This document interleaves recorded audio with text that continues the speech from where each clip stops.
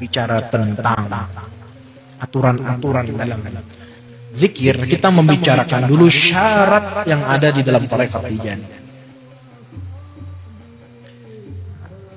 Syarat dalam tarekat Tijani apa saja? Ulama tarekat itu banyak merincikan syarat-syarat dalam tarekat. Itu ada yang sampai merincikan kepada 23 syarat. Bahkan ada yang sampai merincikan sampai kepada 40-an syarat. Tapi secara kesimpulan itu bisa kita sebutkan 5 syarat. Secara global dahulu, secara ijmali dulu kita sebutkan 5 syarat dalam tarekat Tijani. Artinya syarat ini kalau nggak ada yang nggak masuk. Syarat sah sholat, artinya kalau nggak ada syarat tadi, sholat kita nggak sah. Kalau nggak ada syarat yang ini, tarekat kita juga nggak sah. Yang pertama, perlu sebutkan,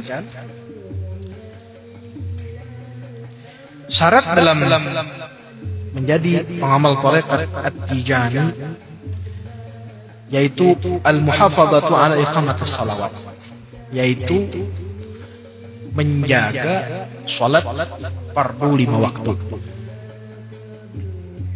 Nah, di sini Sayyiduna Syekh beliau ingin menjaga murid-murid beliau dari berbagai macam pemahaman-pemahaman yang rusak.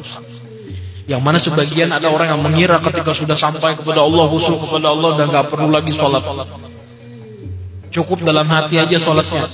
Nah, ini Syekh Tijani beliau ingin menjaga murid-murid beliau. Bagaimanapun siapapun orangnya, mau tinggi bagaimanapun kedudukannya, tidak ada toleransi dalam hal sholat 5 waktu. Kalau nggak bisa berdiri, ya berduduk. Kalau nggak bisa berduduk, ya berbaring. Kalau nggak bisa, ya isyarat gerakan tangan. Kalau nggak bisa juga isyarat kelopak mata. Kalau nggak bisa juga ya dalam hati. Kalau nggak bisa dalam hati ya udah disolatkan orang. Ya disolatkan terakhir dalam hati aja, nggak ada lagi dalamnya. Itu Sayyiduna Syekh beliau mensyaratkan murid-murid beliau untuk sholat 5 waktu tanpa terkecuali. Nah, ini beliau ingin membentengi murid-murid beliau daripada pemahaman isqatus syariat, yaitu menjatuhkan syariat. Bagaimanapun kedudukan yang didapat oleh seseorang, tidak bisa menjatuhkan dia daripada kewajiban, daripada taklifan syariat yang telah diperintahkan Allah dan yang telah disampaikan oleh baginda Rasulullah. Yang perlu kita perhatikan dalam sholat 5 waktu, yaitu kita harus belajar. Ala kulli hal, kesimpulannya harus belajar. Gak bisa kita bahas di sini. Itu nanti sampean kalau ada waktu belajar kepada guru-guru yang mengerti tentang pelaksanaan 5 waktu, yang mengerti tentang ilmu salat, bab salat, dibelajar secara rinci dari misalnya syarat sahnya, istinjanya, wudunya, sampai nanti seperti apa melaksanakan sholat. Ini perlu kepada majelis khusus atau perlu kepada guru yang membacakan bab fikih tentang ini. Nah, gak ada waktunya kita kalau membahas ini. Nah, tapi ala kulli hal, ulun memberikan istilahnya himbauan, mengingatkan kita semua yang perlu diperhatikan dalam pelaksanaan sholat itu dari istinja. Jangan sampai istinja kita ini masih belum bersih, kita sudah mulai sholat. Dan banyak orang nanti kena azab itu gara-gara istinjanya gak bersih. Makanya habis kencing bagi laki-laki khususnya ini harus naik turun berapa kali dulu sampai semua yang ada tersisa dari kencing dia itu semua keluar.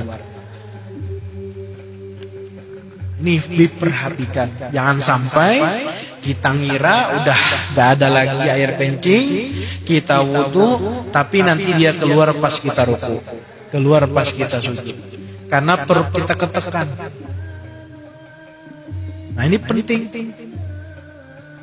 Nah, ini ulun ingatkan kita sama-sama. Istibra harus benar-benar kita cek. Turun, naik, turun, naik. Nah, sampai seperti ini, Tharekat Tijaniyah memperhatikan murid-muridnya. Turun naik, turun naik, turun naik berapa kali? Diurut. Kalau perlu berdaham.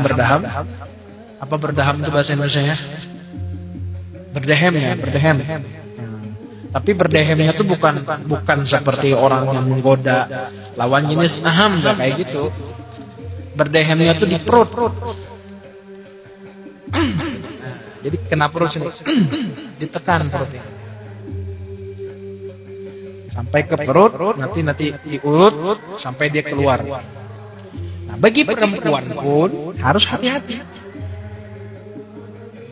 Hati-hatinya apa? Jangan sampai mencuci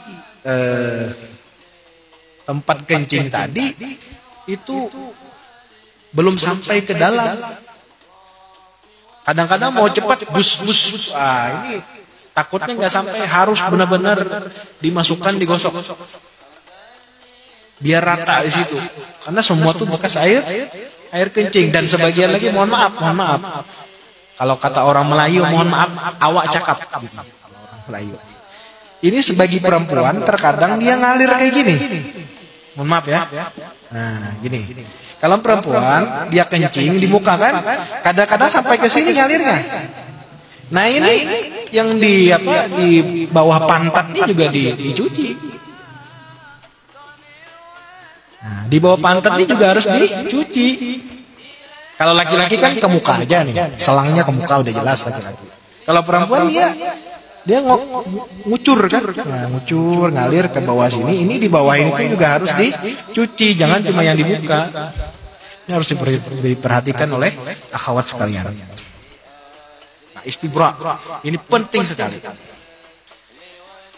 Yang kedua yang harus diperhatikan seluruh ikhwan akhwat, yaitu tumakninah. Ini kita orang Tijani diberikan istilahnya paham oleh Sayyidina Syekh bahwasanya aqallu qadri tumakninah salatu tasbihatin mutarakhiyat. Sepaling minimal kadar tumakninah ini berhenti dalam saat melaksanakan rukun. Itu minimal 3 kali tasbih yang lambat. Paham? Ruku kita tumakninah, kan? Tumakninah kita ruku. Sujud kita tumakninah. Sayyiduna Syekh mengajarkan minimal kadar tumakninah tadi adalah 3 tasbih yang lambat. Kalau mau cepat itu minimal 6 kali. Ulun contohkan, misalnya kita baca Subhana rabbiyal azimi wa bihamdihi, Subhana rabbiyal azimi wa bihamdihi, Subhana rabbiyal azimi wa bihamdihi. Baru kita ayat Allahu Akbar. Paham kan? Bacanya lambat. Kalau mau cepat 6 kali. Subhan rabbiyal azim wa bihamdihi, subhan rabbiyal azim wa bihamdihi, subhan rabbiyal azim wa bihamdihi, subhan rabbiyal azim wa bihamdihi, subhan rabbiyal azim wa bihamdihi, subhan rabbiyal azim wa bihamdihi. Nah, kalau cepat 6 kali. Seperti itu yang diajarkan oleh Sayyiduna Syekh. Kita wajib mengikuti beliau dalam hal ini, walaupun dalam mazhab Syafi'i aqallu qadri tumaninah itu subhanallah. Sepaling kadar minimal tumaninah dalam mazhab Syafi'i itu sekadar mengucapkan subhanallah udah cukup. Tapi kan itu sepaling sedikit. Anjurannya pun tetap 3 kali dalam mazhab Syafi'i. Cuma orang kita tuh kadang-kadang suka Kalau ada yang paling ringan, ya, kayak gitu masalahnya. Tapi kalau Sayyidina Syekh beliau mengambil pendapat, dan itu pun ada hadisnya yang 3 kali itu tasbih. Lalu ini digunakan oleh beliau dalam mentarbiyah murid-murid beliau. Jangan sampai kita sholat seperti ayam yang sedang mematuk makanan. Tek, tek, tek, tek. Itu bukan sholat. Nah, ingat ya, ini penting. Harus lambat. Subhana rabbiyal azimi wa bihamdihi. Subhana rabbiyal azimi wa bihamdihi. Subhana rabbiyal azimi wa bihamdihi. Allahu akbar. Sami Allahu liman hamidah. Terus sujud lagi. Bahkan kalau dalam kitab Syekh Husain Ifrani Tiryaqul Qulub itu dikatakan bahwasanya dalam melaksanakan gerakan sholat ini kita seperti orang yang baru bangun tidur. Jadi Allahu akbar. Allahu akbar. Seperti orang bangun tidur, bukan tegap kayak orang habis baris. Allahu akbar. Enggak kayak gitu. Allah. Enggak kayak gitu. Ini sekedar sekedar kesempurnaan aja, tapi yang paling penting tumaninah tadi. Syekh Husain Ifrani mengajarkan begitu beliau di dalam kitab Tiryaqul Qulub min Adwa'il Ghaflati waz-Zunub. Salah satu khalifah Sayyidina Syekh di Ifran.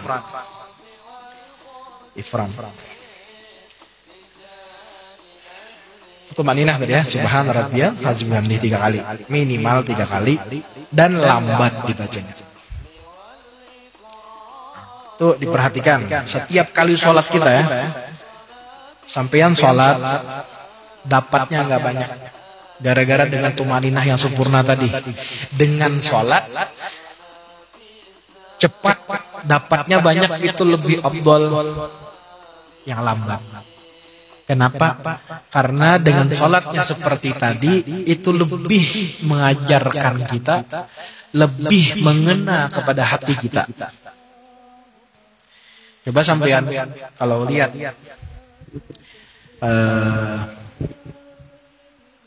orang Cina itu ada kungfu, ada istilah yin dan yang. Gerakan tai chi itu lambat, tapi mengena. Itu ada istilah yin dan yang, mereka tuh keseimbangan. Makanya orang-orang kayak yoga tuh gerakannya lambat, meditasinya lambat. Sedangkan kita sholat ini kalau kita benar melaksanakannya, ini untuk tingkat meditasinya melebihi daripada yoga. Yoga tuh mahal. Kita udah punya sholat, ya udah sholat aja kita. Tapi tentu tadi dengan penuh ketenangan, gak tergesa-gesa, dengan kekhusyuan. Allahu Akbar. Ngajari khusyuk Sayyidina Syekh tuh. Sami Allahu liman hamidah. Allahu Akbar. Subhana rabbiyal a'la wa bihamdihi. Dan kalau bisa dalam bacaan sholat itu kita harus paham artinya. Ini kita sampai-sampai udah lama sholat puluhan tahun, Fatihah tuh harus tahu artinya apa. Jadi lebih mudah untuk meresapkan ke hati. Subhana rabbiyal azim bihamdi artinya apa? Subhana rabbiyal a'la bihamdi artinya apa? Rabbighfirli warhamni wajburni warfa'ni warzuqni wahdini wa'afini wa'fu anni artinya apa? Jadi bukan sekadar takbir, tek sholat selesai, salam, udah nggak kayak gitu. Sir tarbiyah pertama dalam tarekat Tijani adalah dalam pelaksanaan sholat. 1. Poin pertama tadi tumaninah. Poin yang kedua, poin kedua tadi ya. Poin yang pertama tadi istinja. Poin ketiga ini. Nah ini bagian dari kesempurnaan Sayyiduna Syekh radhiyallahu taala anhu. Beliau bermazhab Maliki. Bermazhab Maliki. Tapi setelah beliau foto, orang yang sudah selevel Sayyidina Syekh atau selevel Syekh Abdul Qadir Jailani itu di dalam, kalau kada khilaf pembahasannya di Bughyatul Mustafid, itu kalau sudah ya qazah sama Rasulullah tuh nggak terikat lagi dengan satu imam. Ya udah Rasulullah gurunya. Jadi nggak terikat dengan satu mazhab lagi sudah sebenarnya. Cuma karena dulunya beliau mazhab Maliki, sebelum beliau foto ya udah dikatakan